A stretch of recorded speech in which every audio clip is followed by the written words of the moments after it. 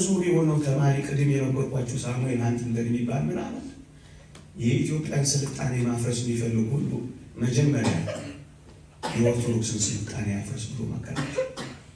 እደግመዋለሁ። የኢትዮጵያን ስልጣኔ ማፍረስ የሚፈልጉ ሁሉ መጀመሪያ የኦርቶዶክስን ስልጣኔ ያፍርሳላቸው። ለዛ ነው ኦርቶዶክስን የማጥፋት ሰነድ የሚዘጋጀው። ከወታደራዊ በኋላም የመጣውን ስርዓት በግልጽ ተናግሯል። ኦርቶዶክስን አከርካሪዋን ሰብረናል ብለዋል። እግዚአብሔር ይስጣቸውና ሉላ ጥላሁን ካድሬዎቹን ወጥረው ይዘው ምን ማለታችሁ ነው ብለው ከቢሮዬ ውጡ እስኪባሉ ድረስ ታግለዋል። ዋናው አጀንዳቸው ፖለቲካዊ ቀለም ይቀቡት፣ ሌላ ቅርጽ ይስጡት፣ ዋናው አጀንዳቸው ግን ሃይማኖትን ማስወገድ፣ እሱም ኦርቶዶክሳዊነትን ለዘላለም መስበር ማስወገድ። ለዚህ ነው በትውልዱ ዘንድ ኦርቶዶክሳዊነት እንዲጠላ የተለያየ ምክንያት የሚሰጡት።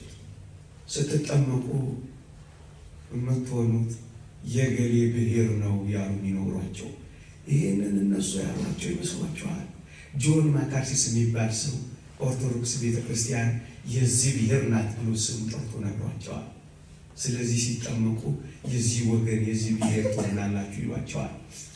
ወገኖቼ ስንጠመቅ ክርስቶሳዊ፣ ስንጠመቅ የእግዚአብሔር ልጆች፣ ስንጠመቅ ሰማያዊ ዜጎች እንጂ ከወገንም ከነገድም ከቋንቋም ተዋጅተን አንድ እንጂ ምን ሆነው የየትኛውን ብሔርና የየትኛውን ጎሳ አይደለም ምን ሆነው። ኦርቶዶክሳዊነትን የሚጠሉት ለምን እንደሆነ ታውቃላችሁ? ይህችን ዓለም ሊቆጣጠሩ የሚችሉት አንድ የምትሆንን ነገር በሙሉ በመቀነጣጠስና በመሸራረፍ ነው። አንድነት ጠላቱ ነው።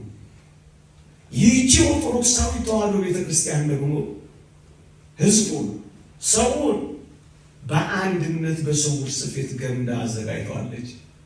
እናንተ እኔን ስትጠሩ የየትኛው